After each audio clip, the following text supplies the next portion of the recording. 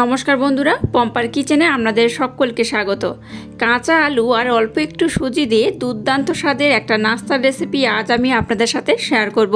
এই নাস্তাটা এতটাই টেস্টি হয় যে বাচ্চাদের স্কুল টিফিন বলুন বা বাড়িতে সকাল বিকালের জলখাবারের জন্য বানিয়ে নিতে পারেন। এটা বানাতে খুব একটা বেশি সময়ও লাগে না। আমার মতো একবার এই রেসিপিটা ট্রাই করতে পারেন, আশা করছি আপনাদের ভীষণ ভালো লাগবে। তাহলে চলুন আজকের এই দুর্দান্ত স্বাদের জলখাবারের রেসিপিটা দেখে নেওয়া যাক।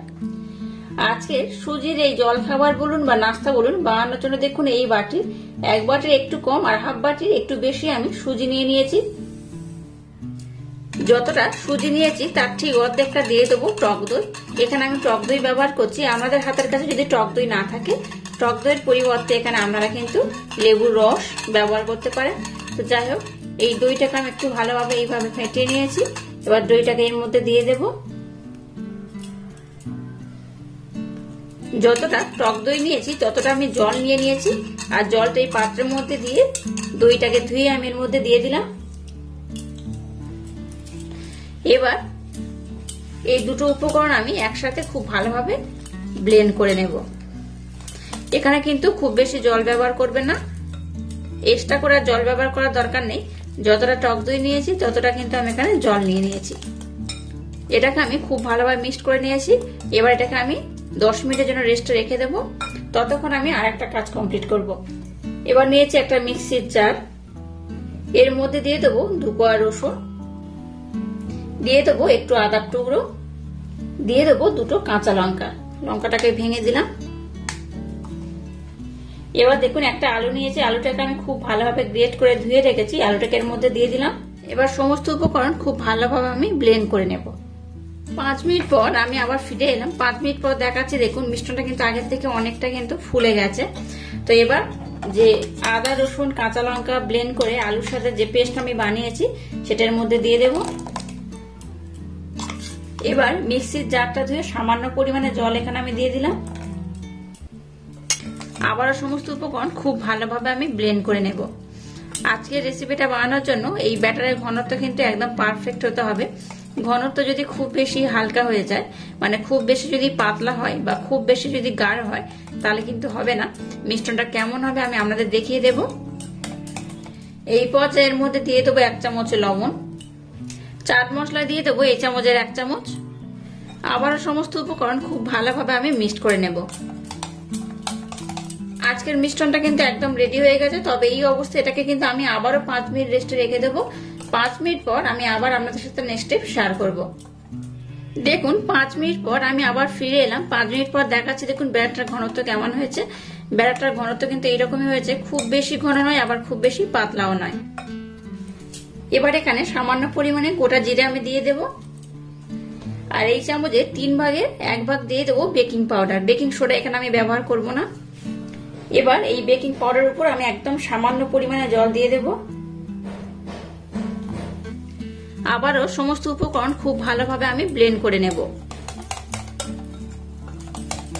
এখানে আর কোনো কিছু অ্যাড করার দরকার নেই। এবার আপনারা দেখে নিন যে ব্যাটারটার ঘনত্ব কেমন হয়েছে। এই দেখুন ঘনত্ব কিন্তু এইরকমই হবে, খুব ঘন নয় আবার খুব পাতলাও নয়।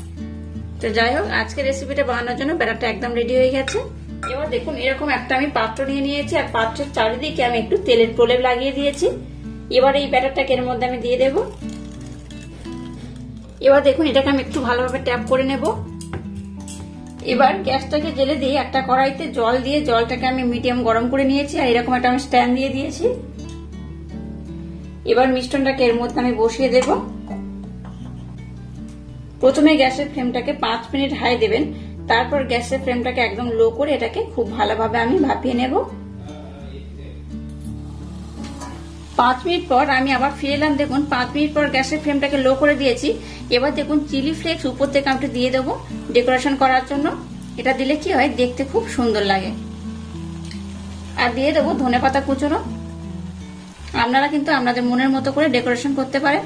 এটা দিলে খেতেও ভালো লাগে, দেখতেও সুন্দর হয়।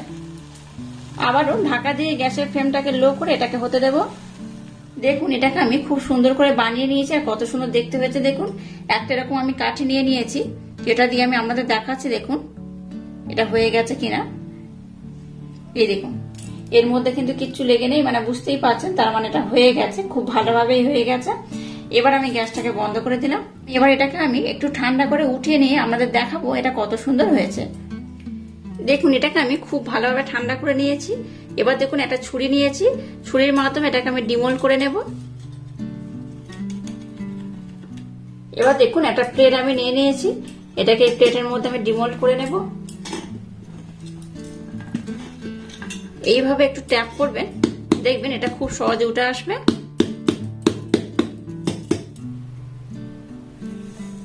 এই দেখুন পাত্রের গায়ে কিন্তু কিচ্ছু লেগে নেই, একদম পরিষ্কার হয়ে উঠে গেছে আর কত সুন্দর হয়েছে দেখুন। এটাকে উল্টে আমি আপনাদের দেখাচ্ছি, দেখুন এই দেখুন। এবার ছুরির মাধ্যমে এটাকে আমি কেটে নেব। এটা কিন্তু আপনারা এরকম নরমাল খেতে পারেন, তবে এটাকে আমি কিন্তু একটু ভালোভাবে ভেজে নেব। ভেজে খেলে কি হয়, এটার টেস্ট কিন্তু দ্বিগুণ বেড়ে যায়। তো আপনারা যারা ভাজতে চাইবেন না তারা কিন্তু এইভাবে খেতে পারেন, দুর্দান্ত খেতে লাগে। আচ্ছা আপনারা চাইলে কিন্তু এটাকে এইভাবে 4 টুকরো করেও রাখতে পারেন, আবার কিন্তু এটাকে আবারও একটা ভাগ করতে পারেন। এই দেখুন কত সুন্দর দেখতে হয়েছে, দেখতেই পাচ্ছেন অসম্ভব সুন্দর দেখতে হয়েছে। এটা দেখতে যেমন সুন্দর, খেতে কিন্তু তেমনই দুর্দান্ত। এবার দেখুন গ্যাসটাকে জেলে দিয়ে একটা ফ্রাই প্যান বসিয়ে ফ্রাই প্যানটাকে গরম করে নিয়েছি। তারপর দেখুন আমি অল্প করে তেল দিয়ে দিয়েছি। তেল খুব বেশি ব্যবহার করার দরকার নেই, ডুবো তেলে ভাজারও দরকার নেই, অল্প করে তেল দিলেই হবে। এবার দেখুন এটাকে আমি 4 টুকরো করেছিলাম, পরে এটাকে কিন্তু আমি আবার 8 টুকরো করে নিয়েছি। তো যাই হোক, এবার এটাকে কিন্তু আমি খুব সুন্দর করে ভেজে নেব। এইভাবে একটা করে তেলের মধ্যে দিয়ে দেব। এইভাবে একটা ফ্রাই প্যানে যত ধরবে আমি ততগুলো দিয়ে দেব। আচ্ছা এগুলোকে কিন্তু খুব বেশি নাড়াচাড়া করতে যাবেন না, একেবারে একদিকটা খুব ভালোভাবে হবে, তারপর অপর দিকটাকে উল্টে দিতে হবে। একদম নাড়াচাড়া করার দরকার নেই, প্রথমে একদিকটাকে আমি খুব ভালোভাবে বানিয়ে নেব। এটা দেখুন একদিকটা কিন্তু ভালোভাবে হয়ে গেছে, এটাকে আমি উল্টে দেব। হাতের মাধ্যমে উল্টে দিলাম। এইভাবে কিন্তু সাইডগুলোকেও বানিয়ে নেবে। এবার এটাকে আমি উল্টে দিলাম। সবগুলোকে আমি একইভাবে খুব সুন্দর করে কিন্তু প্রথমে ভেজে নেব। দেখুন সমস্ত জল খাবারগুলোকে আমি খুব সুন্দর করে বানিয়ে নিয়েছি, আর কত সুন্দর দেখতে হয়েছে দেখুন। এগুলো কিন্তু ভীষণ সুন্দর দেখতে আর খেতে কিন্তু দুর্দান্ত। একবার বানিয়ে দেখবেন, বাচ্চা থেকে বড় সবাই কিন্তু ভীষণ মজা করে খাবে, আর একবার খেলে দেখবেন বারবার খেতে চাইবে। এটা বানাতে খুব একটা বেশি সময় লাগে না, ভীষণ হেলদি একটা খাবার। আপনারা অবশ্য বাড়িতে ট্রাই করবেন, আর আমাকে কমেন্ট করতে ভুলবেন না এই রেসিপিটা আপনাদের কেমন লাগলো। তো যাই হোক, একটা কেটে আমি আপনাদের দেখাচ্ছি, দেখুন এটা কত সুন্দর হয়। এই দেখুন একটা আমি এর মাধ্যমে কেটে দেখাচ্ছি, দেখুন কতটা সুন্দর দেখুন। আর আজকের এই ইউনিক স্টাইলের জল খাবার বলুন বা নাস্তা বলুন, এই রেসিপিটা যদি আপনাদের ভালো লাগে তাহলে চ্যানেলটাকে লাইক, শেয়ার, কমেন্ট এবং সাবস্ক্রাইব করবেন, আর পাশে থাকা বেল আইকনটা প্রেস করে দেবেন। তাহলে টাটা, আবার দেখা হচ্ছে নতুন কোনো রেসিপি নিয়ে।